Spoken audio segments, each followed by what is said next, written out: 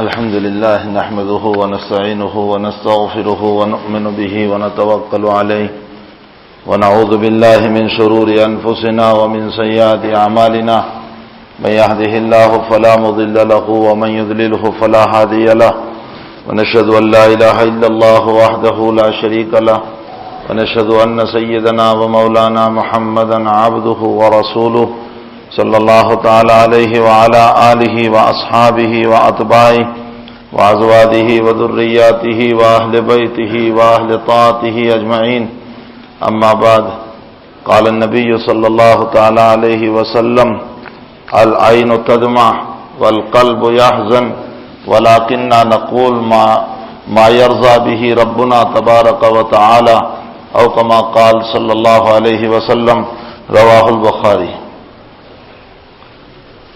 میں نے یہ حدیث کا جو ٹکڑا پڑھا ہے، اس حدیث سے مجھے کچھ اہم باتوں کی طرف اشارہ کرنا ہے، اس لیے میں پہلے اس حدیث کا شان ورود پیش کروں۔ جب نبی اکرم صلی اللہ علیہ وسلم کے فرزند ارجمن اور آپ کے بیٹے حضرت ابراہیم رضی اللہ تعالی عنہ جو نبی علیہ السلام کے بیٹے تھے اور 16 یا 17 مہینے کے اوپر جب وہ بیمار ہو گئے اور اللہ کے حبیب پاک صلی اللہ علیہ وسلم نے اپنے ہاتھ میں لیا اپنے بیٹے کو، اور ہاتھ ہی میں اپنے بیٹے کا انتقال ہو گیا۔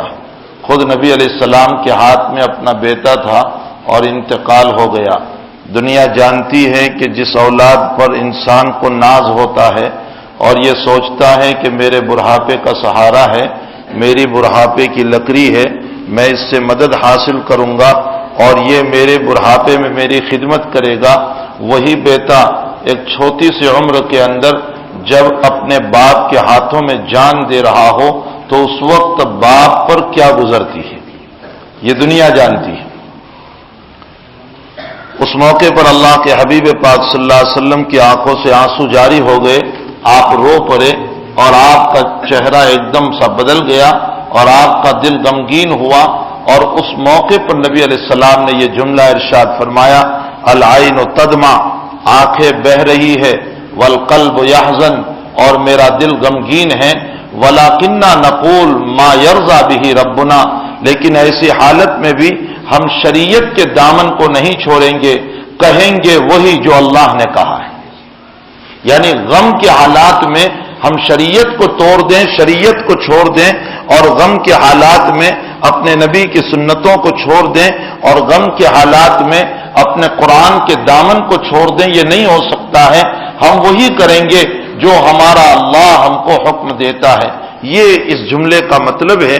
میں نے اس جملے کو جو اللہ کے حبیب پاک صلی اللہ علیہ وسلم کا عظیم الشان اپنے سروں پر نہیں بلکہ اپنے دلوں میں سونے کے پانی سے نہیں بلکہ خون کے ذریعے سے لکھنے کے قابل ہیں، میں نے اس کو اس لیے پیش کیا ہے کہ اس وقت جو مہینے سے ہم گزر رہے ہیں، جس کو محرم الحرام کہا جاتا ہے، اور جس میں خاص طور پر ایک واقعہ پیش کیا جاتا ہے حضرت حسین رضی اللہ تعالیٰ عنہ کا، جو نبی کریم صلی اللہ علیہ وسلم کے نواسے ہیں اور اپنی لاڈلی اور محبوبہ بیٹی حضرت فاطمہ رضی اللہ تعالیٰ عنہ کے بیٹے ہیں، اور جن سے متعلق اللہ کے نبی نے یوں ارشاد فرمایا کہ میرا حسن و حسین ریحانتایا، میرے دونوں یہ پھول ہیں، من آداہما فقد آدانی، جس نے ان کو تکلیف پہنچائی اس نے مجھے تکلیف پہنچائی۔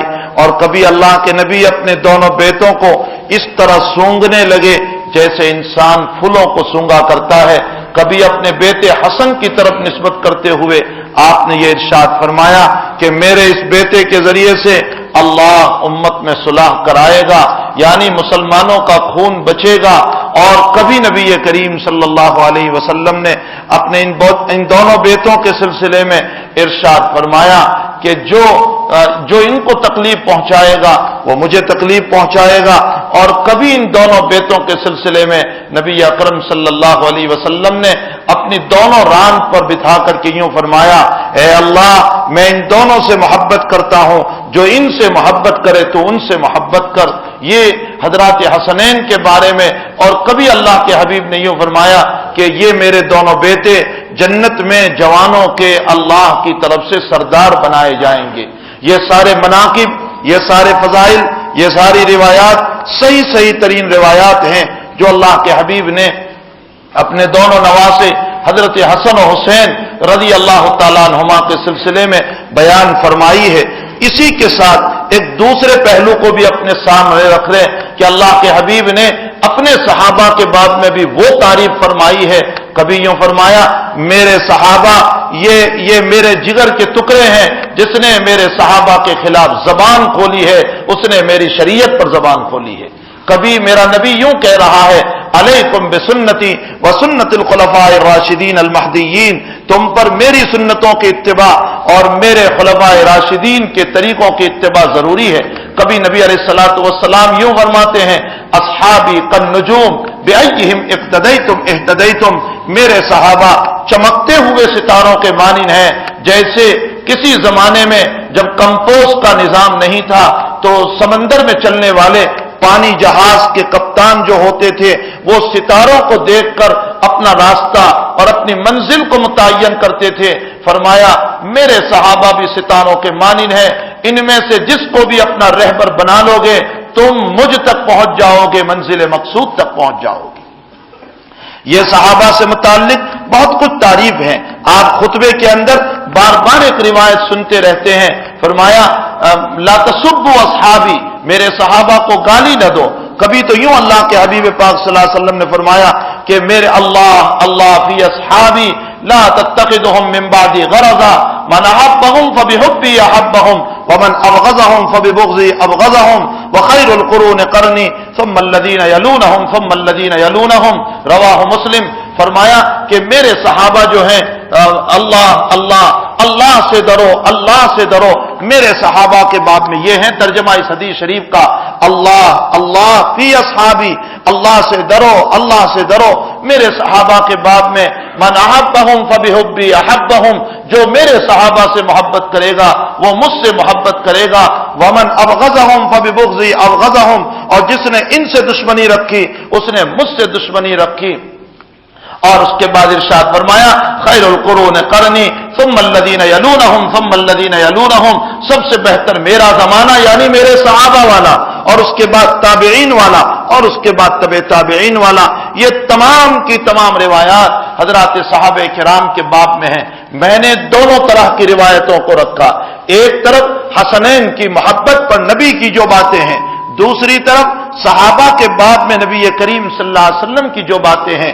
ان دونوں کے بعد اب تیسری بات جو مجھے آگے کہنا ہے، اس میں کوئی شک نہیں کہ حضرت حسین رضی اللہ تعالیٰ عنہ پر جو مظلومانہ حملہ، جو ظالمانہ حملہ اور حضرت حسین کی مظلومانہ شہادت اور آپ کا مظلومانہ انداز میں جان دے دینا، لیکن اس واقعے کے اندر اتنی من گھڑت روایتیں اور اتنی بناوٹی روایتیں اور شیعوں کی اتنی روایتیں آ چکی ہے کہ یہ امت مسلمہ ان دشمنوں کے طور و طریق پر چل پڑی، اور اس امت مسلمہ نے بجائے صحیح راستہ استعمال کرنے کے، بجائے سیدھا راستہ استعمال کرنے کے، بجائے حق کی تفتیش کرنے کے اور حق کی تلاش کرنے کے، اس امت مسلمہ نے ان شیعوں کا اعتقاد کر لیا اور ان کی روایتوں کو اپنی شریعت میں اور اپنے دین میں جگہ دے دی، اور وہ کام کرنے لگے جو شیعہ کیا کرتے ہیں، اور جو اہل بیت کی محبت میں سب سے پہلے ان طریقوں کو جاری کرنے والا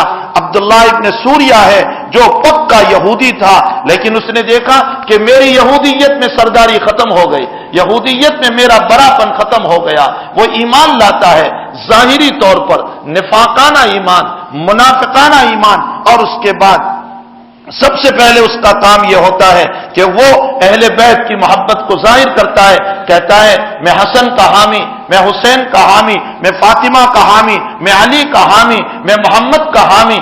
بس اس طرح پر اس نے اہل بیت کی محبت کو ظاہر کیا، اور اہل بیت کی محبت کو ظاہر کرنے کے بعد اس نے صحابہ کرام پر دبے دبے الفاظ میں غلط روایتوں کو بیان کر کے صحابہ سے متعلق غلط روایتوں کو امت میں جاری کر دیا، اور یہ امت ان غلط خرافات، غلط روایتوں کو لے کر چل پڑی۔ اور سب سے بڑا المیہ اور افسوس یہ ہے کہ اس امت نے دشمنوں کی روایتوں کو اپنی شریعت بنا لیا۔ رونا اس پر ہے کہ اس امت نے دشمنوں کی باتوں کو اور दुश्मनों की बनाई हुई बातों को अपनी शरीयत बना लिया और शरीयत को बना करके उसके ऊपर चलने लगे और ये सोच लिया कि सब कुछ इसी शरीयत का नाम है और यही रिवायतें हैं। वक्त नहीं है, ये बहुत मुख्तसर जुमा का वक्त है, वरना मैं उन सारी रिवायतों की पोल खोलता जो हजरत हुसैन रजी अल्लाह तआला अन्हु के सिलसिले में मनगढ़ंत रिवायतें बयान की गई। मैं बतौर मिसाल, बतौर एग्जाम्पल, बतौर नमूना के आपके सामने 2-4 रिवायतें रखूं जिससे आपको पता चलेगा कि इस वाकये के अंदर कितना झूठ, कितना प्रोपेगेंडा, कितनी बातों को मिलाया गया है। सबसे पहले मैं आपके सामने एक रिवायत पेश करूं, और अफसोस इस बात का है कि गैर तो गैर, शिया तो शिया, लेकिन हमारे अहले सुन्नत वल जमात के मौर्रिखीन, तारीख के लिखने वाले, इतिहास के लिखने वाले, उम्मत ने जिन पर एतमाद किया, अल्लामा इब्ने जरीर तबरी, इब्ने असीर जजरी, इब्ने खल्लदून, ये वो बड़े बड़े मौर्रिखीन हैं इस्लाम की तारीख के लिखने वाले कि वो भी इस प्रोपेगेंडे के नजर हो गए और शियों की रिवायतों को अपनी किताब में जगह दे दी। उम्मत की गुमराही की बुनियाद, उम्मत की गुमराही की बुनियाद यही हमारे मौर्रिखीन है, जिन मौर्रिखीन की मनगढ़ंत रिवायतों की बुनियाद पर और उन रिवायतों को नकल करने की बुनियाद पर यह उम्मत गलत धारे में बह गई, गलत रास्ते पर चल पड़ी, बिदअत को शरीयत समझ लिया, जलालत को हिदायत समझ लिया, कुफ्र को ईमान समझ लिया, और ये उम्मत मुस्लिमा गलत तरीकों को लेकर गलत रास्ते की तरफ बहकर अपने मनमानी तरीकों को शरीयत बनाने लगी। मैं एक रिवायत आपके सामने पेश करूं।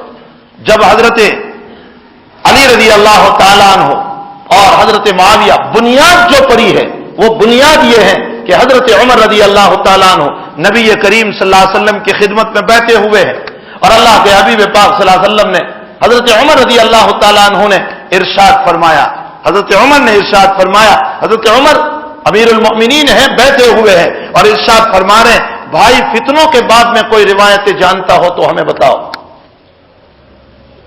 एक सहाबी रजी अल्लाह तआला अन्हु जिसको सिर्रे रसूल कहा जाता है, हजरत हुज़ैफा रजी अल्लाह तआला, इन्होंने फरमाया मैं जानता हूं। उमर ने फरमाया तुम तो है ही बड़े जसारत और दिलेर आदमी।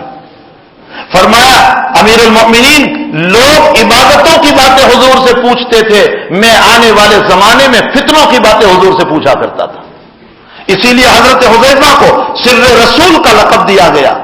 उसमें बयान करते करते हजरत हुज़ैफा ने एक रिवायत बयान फरमाई, अमीरुल मोमिनीन, मैंने नबी करीम सल्लल्लाहु अलैहि वसल्लम से यह बात सुनी है कि मेरे उम्मत और फितनों के दरमियान एक दरवाजा है, जब वो दरवाजा टूटेगा तो फितनों का दरवाजा खुलेगा। यह मैंने अपने नबी से सुना है। तो हजरत उमर सवाल फरमाते हैं कि वो दरवाजा टूटेगा या खुलेगा? फरमाया मैंने हुजूर से सुना है टूटेगा।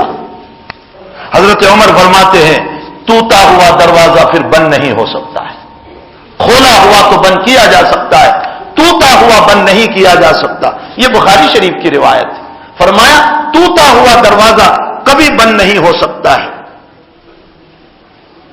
उसके बाद हजरत हुज़ैफा फरमाते हैं फितने ऐसे चलेंगे जैसे चटाई की अंदर की लकड़ियां जो है, जो छोटी छोटी लकड़ियों से चटाई बनाई जा रही है, जैसे एक के बाद एक, एक के बाद एक, एक के बाद एक है। फरमाया इसी तरह मुसलसल फितने चलेंगी और रुकने का नाम नहीं लेंगे। हजरत उमर ने फरमाया अल्लाह हिफाजत फरमाए। रावी हदीस हजरत हुज़ैफा रज़ी अल्लाह तआला अन्हु से सवाल फरमाते हैं कि इस दरवाजे से कौन मुराद है नबी करीम सल्लल्लाहु अलैहि वसल्लम का? तो हजरत हुज़ैफा फरमाते हैं कि इस दरवाजे से मतलब हजरत उमर है।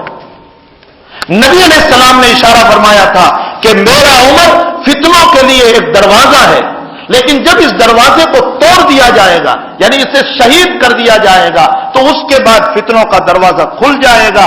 तो रावी हदीस हजरत हुज़ैफा से यह सवाल फरमा रहे कि क्या उमर को यह मालूम था कि इस दरवाजे से मतलब मेरी जात है और टूटने से मतलब मेरी शहादत है? तो हुज़ैफा फरमाते हैं उमर को ऐसे मालूम था जैसे आइंदा कल के दिन के आने में शक नहीं, इसी तरह अपने जात के बाब में उमर को शक नहीं था। عمر بالکل جانتے تھے کہ اس روایت سے مطلب میری ہی ذات ہے اور نبی کریم صلی اللہ علیہ وسلم کی یہ پیشین گوئی میرے متعلق ہے. جو کچھ ہوا ابو لولو مجوسی کے ہاتھوں حضرت عمر رضی اللہ تعالیٰ عنہ کی شہادت ہوئی, حضرت عثمان رضی اللہ تعالیٰ عنہ کی خلافت آئی. دور عثمانی میں حضرت عثمان کی نرمیوں سے وقت کے گورنروں نے غلط فائدے اٹھائے اور بہت غلط فائدے اٹھائے, جیسا کہ روایتوں میں ملتا ہے. خصوصاً حضرت عثمان رضی اللہ تعالیٰ عنہ کا ایک گورنر ولید نام کا, اس نے تو حد درجہ فائدہ اٹھایا. شراب کا عادی تھا اور شراب کے نشے میں نمازیں بھی پڑھایا کرتا تھا. لوگوں نے بار بار حضرت عثمان سے شکایت کی, لیکن حضرت عثمان کی نرمیلی طبیعت, حضرت عثمان کی شرمیلی طبیعت, حضرت عثمان کا نرم مزاج, جس کی بنیاد پر آپ دھیرے دھیرے انداز میں لوگوں کو کہتے تھے, لیکن آپ نے کوئی ایسا فیصلہ نہیں فرمایا جس کی بنیاد پر ان گورنروں کو فوری طور پر معزول کر دیا جائے. لوگ حضرت عثمان کی طبیعت کو سمجھے نہیں کہ یہ نرمیلی طبیعت کا آدمی اور شرمیلی طبیعت کا آدمی ہے.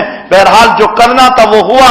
حضرت عثمان رضی اللہ تعالیٰ عنہ کو بھی بلوائیوں نے اور باغیوں نے, جو تھے تو مسلمان ہی لیکن حضرت عثمان رضی اللہ تعالیٰ عنہ کے مخالف ہوئے تھے, اور حضرت عثمان کے مکان کا گھیراوا کر کے بالآخر آپ کو بھی شہادت کا جام پلا دیا گیا اس عالم میں کہ آپ قرآن کریم کی تلاوت کر رہے تھے, اور آپ کو دنیا سے رخصت کر دیا گیا رضی اللہ تعالی عنہم. حضرت عثمان کی شہادت کے بعد اب مسئلہ آ رہا ہے خلافت کا. جس وقت عثمان کی شہادت ہوئی ہے وہ زمانہ حج کا زمانہ تھا. حضرت عائشہ ام المؤمنین رضی اللہ تعالی عنہا اس موقع پر حج میں تھی. پتا چلا کہ حضرت عثمان کی شہادت ہو گئی اور حضرت علی رضی اللہ تعالیٰ عنہ کو لوگوں نے اپنا امیر اور اپنا خلیفہ بنا لیا ہے. حضرت عائشہ رضی اللہ تعالیٰ عنہ نے, جب لوگوں نے, حالات جب چلتے ہیں تو پارٹیوں کی طرف غلط باتیں پہنچائی جاتی ہے, یہ دنیا کا دستور ہے. ابھی قریب میں الیکشن گزرا, آپ نے دیکھا اس پارٹی کی غلط بات اس کو پہنچائی جا رہی ہے اور اس کی غلط بات اس کو پہنچائی جاتی ہے. یہ وہ لوگ ہوتے ہیں جو منافقانہ طرز اختیار کر کے امت پہ اختلاف کرایا کرتے ہیں. اللہ کے نبی علیہ السلام نے فرمایا اب غزل مباحات, فرمایا اللہ کے نزدیک وہ آدمی بدترین آدمی ہے جو امت کے اندر تفریقہ پیدا کرتا ہے, اختلاف پیدا کرتا ہے اور بلا وجہ یہاں کی باتوں کو وہاں اور وہاں کی باتوں کو یہاں لا کر امت کے درمیان توڑ پیدا کرتا ہے. میرے نبی نے ارشاد فرمایا, مسلم کی روایت ہے, اللہ ایسے آدمی کی طرف مومن ہونے کے باوجود قیامت کے دن نگاہ شفقت نہیں فرمائیں گے. بہت بڑی وعید ہے اس سلسلے میں جو امت کے درمیان پارٹی بندیاں کیا کرتا ہے, امت کے درمیان اختلاف کروایا کرتا ہے. یہ منافق ہے امت کا, یہ فتین ہے امت کا جو امت کے درمیان اختلاف کرتا ہے. میرا نبی جوڑ کے لیے آیا ہے, توڑ کے لیے نہیں آیا. اس نے اتفاق کرایا ہے, امت کے درمیان تفریقہ نہیں کرایا. بہرحال حضور پاک صلی اللہ تعالی علیہ وسلم کی پیشین گوئیوں کے مطابق حضرت عثمان کی شہادت ہوئی. علی نے باغ دور سنبھالی. حضرت عائشہ رضی اللہ تعالیٰ عنہ حج میں کسی نے غلط اطلاع پہنچائی کہ حضرت علی تو یوں کہتے ہیں مجھے عثمان کے خون سے کیا لینا دینا. سراسر غلط بات. جو علی حضرت عثمان کے محافظ تھے, جنہوں نے اپنے بیٹے حسن و حسین کو حضرت عثمان کے گھر کے دربان بنائے تھے اور یہ کہا تھا کہ اگر عثمان کی جان گئی تو اے میرے بیٹوں میں تمہیں معاف نہیں کروں گا, جو اتنا حضرت عثمان کا حامی ہو, کیا وہ بھلا حضرت عثمان کی شہادت پر خوش ہو سکتا ہے؟ لیکن تاریخ ایک غلط موڑ لے رہی ہے اور شیعوں کی روایتوں کو اہل سنت والجماعت کے مورخوں نے بھی اپنی کتاب میں بہت کچھ جگہ دے دی. حضرت عائشہ کو جب یہ پتا چلا تو حضرت عائشہ نے بصرہ کا رخ کیا اور بصرہ میں جا کر اپنی ایک جماعت, اپنی ایک فوج تیار کی اور فرمایا کہ ہم پہلے عثمان کے خون کا بدلہ لیں گے, پھر علی کی خلافت کو مانیں گے. میں نے اسی لیے بتایا واقعہ بہت طویل ہے, اس مختصر وقت میں میں ان چیزوں کو پورے طور پر نہیں نقل کر سکتا ہوں. مجھے صرف خاص طور پر جو ایک بات بتانا ہے اس کے لیے میں ایک تمہید قائم کر رہا ہوں. حضرت عائشہ رضی اللہ تعالیٰ عنہ لشکر لے کر کے آ گئے. ادھر حضرت علی نے سمجھانے کی بڑی تدبیریں کی, لیکن حضرت عائشہ رضی اللہ تعالیٰ سمجھ بھی گئی. مصالحت بالکل قریب تھی کہ اب مصالحت ہو جاتی, لیکن جو لوگ یہ نہیں چاہتے تھے کہ مصالحت ہو, انہوں نے راتوں رات حضرت علی کی جماعت پر پتھراؤ کیا, اور علی کی جماعت میں جو لوگ نہیں چاہتے تھے انہوں نے عائشہ کی جماعت پر پتھراؤ کیا. نتیجہ یہ ہوا کہ حضرت عائشہ یہ سمجھی کہ علی پتھراؤ کرا رہے ہیں اور علی یہ سمجھے کہ ام المؤمنین حضرت عائشہ پتھراؤ کرا رہی ہے. دشمنوں نے ان دونوں بزرگوں کو ملنے نہیں دیا، بالآخر جنگ جمل کا وجود ہوا۔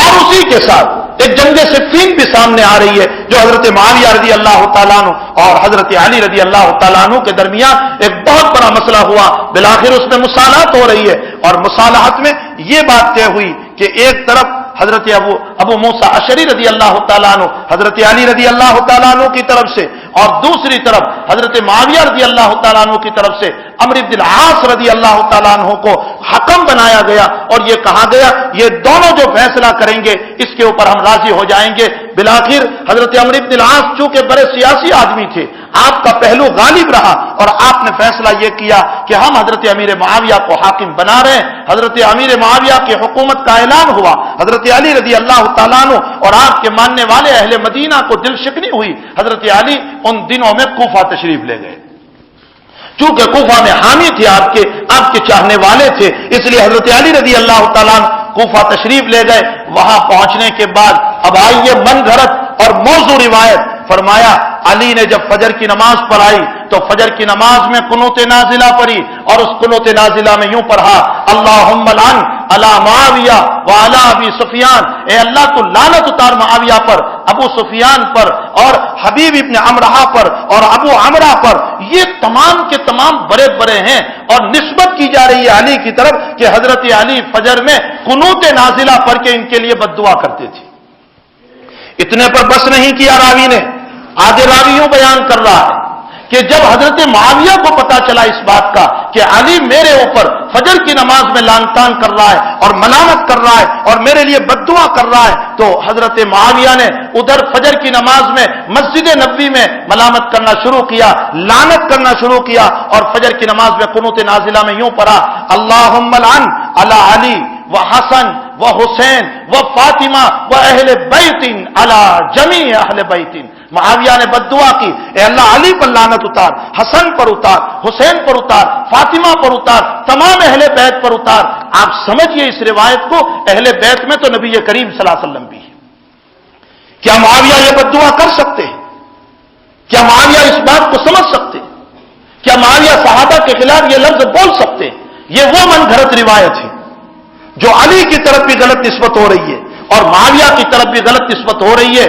یہ امت سمجھتی نہیں، یہ امت سمجھتی نہیں، تاریخ کے بلبوتے پر دوڑ رہی ہے۔ حقیقت حال یہ ہے کہ اہل بیت کے نشے میں صحابہ سے دشمنیاں پیدا کرائی جا رہی ہے، تاکہ علی کی دشمنی دلوں میں آ جائے، معاویہ کی دشمنی دلوں میں آ جائے۔ یہ ایک من گھڑت روایت ہے، ایسی تو بہت تیری روایتیں ملے گی من گھڑت۔ میں ایک دوسری روایت پیش کروں، حضرت مغیرہ ابن شعبہ رضی اللہ تعالیٰ عنہ کے سلسلے میں شیعوں میں سے کتنے ہی لوگوں نے یوں کہا کہ فتنے کی بنیاد اور حضرت حسین کی شہادت کا مین ہیرو یہ مغیرہ ابن شعبہ ہے۔ مغیرہ ابن شعبہ کون ہے وہ پہلے سمجھو، تو آپ کو پتا چلے گا کہ یہ کتنی غلط روایت ہے۔ مغیرہ ابن شعبہ وہ ہے جو نبی کریم صلی اللہ علیہ وسلم کے ساتھ صلح حدیبیہ میں شریک ہے۔ سن ہجری 6 میں صلح حدیبیہ ہوا، مغیرہ اس میں شریک ہے۔ اور حدیبیہ والوں سے متعلق قرآن نے کیا کہا؟ لقد رضی اللہ عن المؤمنین اذ یبایعونک تحت الشجرہ فعلم ما فی قلوبہم فانزل السکینۃ علیہم واثابہم فتحا قریبا۔ اللہ کہہ رہا ہے صلح حدیبیہ کے موقع پر میرے جتنے صحابہ نے میرے نبی کے ہاتھ پر بیعت کی، اللہ کہتا ہے میں سب سے راضی ہو گیا۔ مغیرہ ان میں سے، اس پر بس نہیں، مغیرہ ابن شعبہ تو وہ شخصیت ہے کہ حضور پاک صلی اللہ علیہ وسلم کے پاس پہرا دینے کے لیے مغیرہ کھڑے تھے، اپنا کھوٹ پہنا ہوا ہے۔ عروہ ابن مسعود ثقفی اہل مکہ کی طرف سے صلح کی پیشکش لے کر کچھ باتیں کرنے کے لیے حضور کے پاس جب پہنچا ہے تو بات کرتے کرتے عروہ ابن مسعود ثقفی اپنا ہاتھ لمبا کر کے حضور کی داڑھی کے پاس لے جاتے، مغیرہ ابن شعبہ وہیں کھڑے تھے سیکورٹی کے طور پر، اور چہرہ نظر نہیں آ رہا تھا۔ مغیرہ ابن شعبہ نے کہا ہاتھ ہٹا اپنا میرے نبی کی داڑھی سے، آئندہ تیرے کفر والا ہاتھ میرے نبی کی داڑھی کو لگا تو اب تیرا ہاتھ میں نہیں رہنے دوں گا۔ مغیرہ ابن شعبہ کہہ رہے ہیں صلح حدیبیہ کے موقع پر چہرہ نظر نہیں آ رہا ہے۔ بخاری کی یہ روایت ہے، من گھڑت روایت نہیں ہے۔ تو عروہ پوچھنے لگا نبی کریم صلی اللہ علیہ وسلم سے، یا محمد من هذا الرجل، یہ کون آدمی ہے جو اس طرح کی باتیں کر رہا ہے؟ حضرت صلی اللہ علیہ وسلم نے فرمایا تمہارا حقیقی بھتیجا مغیرہ ابن شعبہ ہے۔ آپ اندازہ لگائیں کہ جس نبی علیہ السلام سے کتنی محبت تھی کہ اپنے چچا کو بھی ایک طرف بالائے طاق رکھا۔ اس سے آگے سنیں، اس بھتیجا اور چچا میں کوئی دشمنی نہیں تھی۔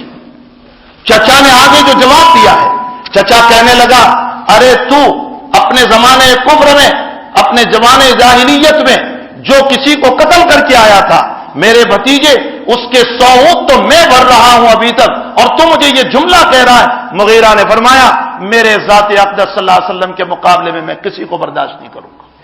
ایک طرف مغیرہ کے اس مقام کو لے لیں، اس سے بڑھ کر غزوہ تبوک کے موقع پر یہی مغیرہ ابن شعبہ رضی اللہ تعالیٰ عنہ حضور پاک صلی اللہ تعالیٰ علیہ وسلم کے ساتھ ہے۔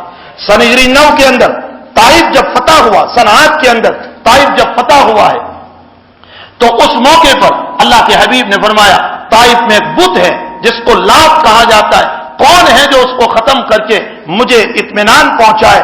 مغیرہ نے فرمایا اللہ کے حبیب میری بستی ہے طائف، میں جاؤں گا اور آپ کے دل کو سکون پہنچاؤں گا۔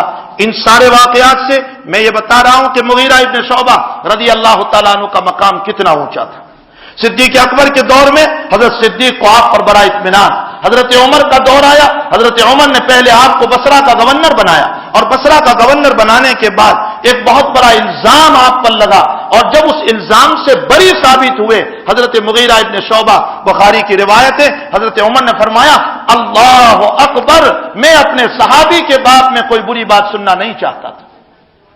عمر ان کی صحابیت کی گواہی دے رہے ہیں۔ اس سے آگے کوفہ کا حال کچھ عجیب تھا، ان کوفہ میں کوئی گورنر چلتا ہی نہیں تھا۔ پہلے حضرت عمار کو رکھا، حضرت عمار کو 2 مہینے میں کوفہ والوں نے شکایت کر کے نکال دیا۔ اس کے بعد حضرت عمر رضی اللہ تعالیٰ عنہ نے اور ایک صحابی کو رکھا، ان لوگوں نے ان کو بھی نکال دیا۔ حضرت عمر بہت متفکرانہ انداز میں مسجد نبوی میں سوئے ہوئے تھے اور بہت ہی پریشان تھے۔ مغیرہ ابن شعبہ مسجد میں پہنچے، یہ اللہ ہی بھیج رہا ہے۔ حضرت عمر کی حالت دیکھ کر مغیرہ نے فرمایا امیر المؤمنین بہت پریشان نظر آتے ہیں، کیا بات ہے؟ فرمایا کوفہ سے متعلق میں بہت پریشان ہوں، اس لیے کہ وہ کسی کو وہاں ٹکنے ہی نہیں دیتے، کسی کو رہنے ہی نہیں دیتے، اور ہر امیر سے متعلق شکایت کر کے ان کو نکالنے کی کوشش کر رہے ہیں۔ اب میں سوچ رہا ہوں کہ میں کس کو وہاں بھیجوں۔ میرے دل میں یہ بات آ رہی ہے، عمر فرما رہے میرے دل میں یہ بات آ رہی ہے میں کسی دیندار کو بھیجوں، لیکن میرا دماغ پھر یہ کہہ رہا ہے کہ دینداری ہوگی اور انتظام نہیں ہوگا تو نری دینداری سے وہاں چل نہیں پائیں گی، اور اگر انتظام کو بہت اچھا جانتے ہیں لیکن دینداری بالکل نہیں ہے تو بھی مسئلہ حل نہیں ہو سکتا ہے۔ دونوں چیزوں کی ضرورت ہے، انتظام کی بھی صلاحیت ہو اور دینداری کی بھی صلاحیت، دونوں چیزوں کی صلاحیت۔ حضرت مغیرہ ابن شعبہ ایک عقل مندانہ جواب دے رہے ہیں اور یہ فرمایا حضرت نرے دیندار کو اگر آپ بھیجو گے تو اس کی دینداری اس کی ذات کو تو فائدہ دے گی لیکن آپ کی خلافت کو نقصان پہنچائے گا، اس لیے کہ جب اس میں صلاحیت نہیں ہوگی وہ ملک کو سنبھال نہیں پائے گا، لامحالہ سارا مسئلہ آپ ہی پر آئے گا۔ اور فرمایا نرا انتظام کی صلاحیت تو اس میں ہوگی اور اگر دینداری نہیں ہوگی تو اس صورت میں بھی مسئلہ خطرے میں ہوگا۔ میری رائے یہ ہے حضرت امیر المؤمنین کہ آپ بقدر ضرورت جس میں دینداری ہو، البتہ انتظام کا مسئلہ زیادہ ہو، آپ اس کو اس کا امیر بنا دیجئے۔ تو حضرت مغیرہ ابن شعبہ کو حضرت عمر نے فرمایا تیری فراست یہ بتا رہی ہے کہ مجھے تجھی کو وہاں کا گورنر بنانا چاہیے۔ مغیرہ ابن شعبہ رضی اللہ تعالیٰ عنہ کو کوفہ کا گورنر بنا دیا گیا۔ اب آگے چل کر کے حضرت علی رضی اللہ تعالیٰ عنہ کا جس دن انتقال ہو رہا ہے، ایک دوسری من گھڑت روایت لیجیے۔ یہ سارے مناقب، یہ سارے فضائل مغیرہ ابن شعبہ کے آپ نے سنے، اس سے آگے اب روایت لیجئے۔ فرماتے جس دن علی کا انتقال ہوا تو مغیرہ ابن شعبہ کو خطرہ ہوا کہ کہیں یہ حکومت کوئی اور نہ لے لے، اس لیے مغیرہ ابن شعبہ جلدی جلدی اپنے قافلے کو لے کر حضرت معاویہ کی طرف سے کوئی خط نہیں تھا لیکن بناوٹی خط لے کر کے کہ مجھے امیر المؤمنین بنایا ہے، حج میں پہنچ گئے اور 9 تاریخ کے بجائے یوم العرفہ 8 کو کر دیا اور 10 تاریخ کے یوم الحج کے بجائے یوم العید کے بجائے 9 تاریخ کو حج کر دیا اور مغیرہ نے پوری امت کو غلط حج کرایا۔ یہ تبری نے نقل کیا، ابن جریر تبری ایسا محقق مورخ ہے اور وہ اس روایت کو نقل کر رہا ہے، ارے مغیرہ اتنے شعبہ اندھے تھے کیا اتنے سارے امتی اور پھر اس میں اتنے سارے صحابہ وہ سب کے سب ناواقف تھے کہ سب کا حج غلط ہو جائے؟ حقیقت حال یہ ہے کہ اسی طرح کی ساری روایتیں من گھڑت کہانیاں وہ ساری کی ساری اس شریعت کے اندر شیعوں نے ڈال دی اور امت مسلمہ جو ہے وہ بغیر سمجھے اور سوچے ان روایتوں پر عمل کرنے لگی اور نتیجہ یہ نکلا کہ ادھر اہل بیت کی حمایت میں حضرت حسین رضی اللہ تعالیٰ عنہ کی محبت میں وہ کلمات بولنے لگی کہ آج ابھی کتاب چھپ کر کے آئی ہے اور ہمارا اہل سنت والجماعت کا ایک عالم یہ لکھ رہا ہے کہ مغیرہ ابن شعبہ کافر تھا۔ الیاذ باللہ ثم الیاذ باللہ، یہ تمام تر باتیں یہ تاریخ کی غلط باتیں ہیں جو امت کے اندر چل پڑی ہے۔ حقیقت حال یہ ہے کہ حضرت حسین رضی اللہ تعالیٰ عنہ کا جو واقعہ پیش آیا ہے یقیناً یہ ہمارے لیے بہت تکلیف دہ، ہمارے لیے بہت ایذا پہنچانے والا، لیکن اس کے لیے من گھڑت روایتوں کو بیان کر کے صحابہ کو لعن طعن کرنا، صحابہ کو ملامت کرنا اور صحابہ سے متعلق غلط سلط باتیں بولنا اس کی قطعاً اجازت نہیں ہو سکتی ہے۔ حضرت حسین رضی اللہ تعالیٰ عنہ اس سے پہلے کہ ادھر حضرت علی رضی اللہ تعالیٰ عنہ کا انتقال ہو رہا ہے اور انتقال کے بعد حضرت معاویہ رضی اللہ تعالیٰ عنہ کی پوری حکومت ہے اور معاویہ ہی کے دور میں یزید کی بیعت کا سلسلہ سامنے آیا تھا۔ اس میں بھی ایک موضوع روایت من گھڑت روایت دیکھ لیجئے، ابن اسیر جزری البدایہ والنہایہ میں روایت نقل کرتے ہیں، کہتے ہیں مغیرہ ابن شعبہ نے دیکھا کہ اگر حسن یا حسین کے پاس حکومت چلی گئی تو میرا عہدہ چلا جائے گا۔ اللہ اکبر، وہ صحابہ رسول ہو کر کبھی یہ سوچ سکتے تھے؟ فرمایا اس لیے وہ یزید کے پاس گیا، مغیرہ گیا کا لفظ ہے، یزید کے پاس گیا اور یہ کہا کہ سارے صحابہ چلے گئے، یہ تو صحابہ کی اولاد ہیں اور ان تمام اولادوں میں تجھے سب سے زیادہ صلاحیت ہے یہ یزید، اس لیے تجھے ہی امیر بننا چاہیے۔ تو یزید نے پوچھا کہ آپ کی رائے ہے یا حکم ہے؟ کہا میرا حکم ہے۔ مغیرہ بن شعبہ کہہ رہے میرا حکم ہے، اپنے ابا سے جا کر ملو۔ حضرت معاویہ سے ملے اور یزید نے ساری بات رکھی معاویہ رضی اللہ تعالیٰ عنہ کے سامنے۔ تو معاویہ نے مغیرہ کو بلایا اور یہ کہا کہ یزید کیا کہہ رہا ہے؟ تو مغیرہ نے کہا کہ صحیح بات ہے امیر المؤمنین، آپ یزید کو اپنی حیاتی میں اپنا نائب بنا لیجئے اور اس کے لیے بیعت لے لیجئے۔ معاویہ فرماتے ہیں کہ کیا ہموار ہے میدان؟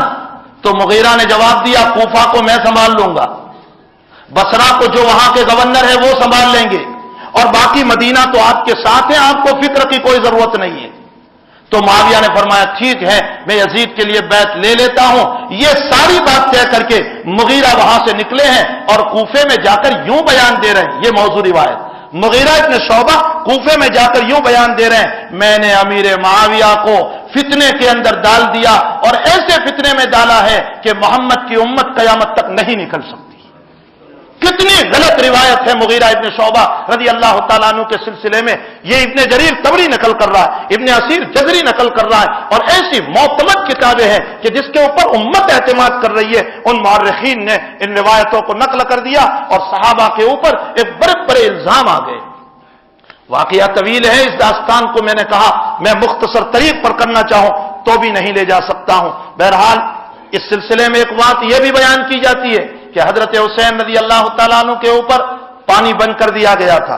میں آپ سے ایک سوال کرتا ہوں، روایات کی روشنی میں یہ پتہ چلتا ہے کہ جب حضرت حسین رضی اللہ تعالیٰ عنہ جا رہے تھے کوفہ کی طرف، یزید کے پاس جا رہے تھے اصلاً تو، اور کوفہ جو دعوت ملی تھی آپ کو اس دعوت کی طرف آپ تو روانہ ہو رہے تھے، لیکن راستے میں دیکھا کہ ابن زیاد کا لشکر آ گیا تو آپ نے کوفہ کی طرف جانے کے بجائے راستہ موڑ دیا اور آپ چلے گئے کربلا کی طرف۔ کربلا بیچ میں نہیں آتا ہے، یاد رکھنا، کربلا سائڈ پر ہے، آپ کا راستہ کوفے کا تھا، آپ کوفہ جا رہے تھے، اہل کوفہ کی دعوت پر ابن زیاد کا لشکر جب سامنے آ گیا تو آپ نے اپنا راستہ بدل کر کربلا کی طرف چلے گئے۔ روایتوں میں ملتا ہے کربلا وہ جگہ ہے جہاں بانس کے درخت تھے، جہاں گھاس پھوس تھا، جہاں نہر فرات بالکل قریب تھا، اور اتنا ہی نہیں پانی میں زمین بالکل اوپر تھا۔ ان تمام روایتوں کو سامنے رکھتے ہوئے کیا حضرت حسین رضی اللہ تعالیٰ عنہ پر اگر پانی بند کیا گیا ہو تو اس زمین میں پانی نہیں تھا، وہاں تو پانی بالکل اوپر تھا، آپ پانی کو نکال سکتے تھے۔ پھر آپ کے اتنے سارے رفقا جو جان دینے کے لیے آپ کے ساتھ تیار تھے، وہ کیا زمین کھود کر پانی نہیں نکال سکتے تھے؟ نہر فرات بالکل قریب تھا، کیا وہاں سے پانی نہیں لا سکتے تھے؟ یہ ایک موضوع اور من گھڑت روایت ہے جو شیعوں نے گھڑ کر امت میں غلط طریق جاری کر دیا کہ 10ویں محرم کو پانی پلاؤ اس لیے کہ حسین کو بغیر پانی کے مارا ہے۔ حقیقت حال یہ ہے، یہ عبداللہ ابن سوریہ کی روایت ایجاد کردہ ہے، اور کیوں ایجاد کی اس کی حقیقت بتاؤں۔ ادھر تو یوں کہا کہ حسین کو پیاسے مارا، اس لیے ہم ان کی روح کو تازہ کرنے کے لیے امت میں 10ویں محرم کو پانی پلائیں گے، اور دوسری طرف صحیح روایت میں میرا نبی یہ کہہ رہا ہے کہ 10ویں محرم کو روزہ رکھو، تو پانی پلانے والے نبی کی اتباع کر رہے ہیں یا نبی کی سنت سے بغاوت کر رہے ہیں؟ اتنا بڑا مسئلہ ہے، آپ دیکھیے 10ویں محرم کا روزہ کتنی بڑی چیز ہے، اتنی بڑی چیز ہے 10ویں محرم کا روزہ کہ رمضان کے روزوں سے پہلے 10ویں محرم کا روزہ فرض تھا۔ جب رمضان کا روزہ فرض ہوا تو تعالی شانہ نے 10ویں محرم کے روزے کو سنت قرار دے دیا اور رمضان کے روزوں کو فرض کر دیا۔ جو روزہ پہلے فرض تھا اور فرض سے نکل کر سنت میں آیا، اس کی کتنی بڑی اہمیت ہوگی۔ میرا نبی یہ کہہ رہا ہے کہ 10ویں محرم کو روزہ رکھو، بلکہ ساتھ ساتھ یہ بتایا 9 اور 10 رکھو یا 10 اور 11 رکھو، اس لیے کہ یہود صرف 10ویں تاریخ کا روزہ رکھتے تھے، تو فرمایا تم ان کی مخالفت کرو اور تم 9 اور 10 یا 10 اور 11 کا روزہ رکھو۔ آپ اندازہ لگائیں، نبی کریم صلی اللہ علیہ وسلم تو امت کو روزہ رکھنے کا حکم دے رہے ہیں، اور ہم یہ من گھڑت روایتوں کو سامنے رکھ کر امت کو پانی پلا کر نبی کی سنت سے محروم کر رہے ہیں۔ نبی کے شہدائی ہوئے یا نبی سے دشمنی کر رہے ہیں؟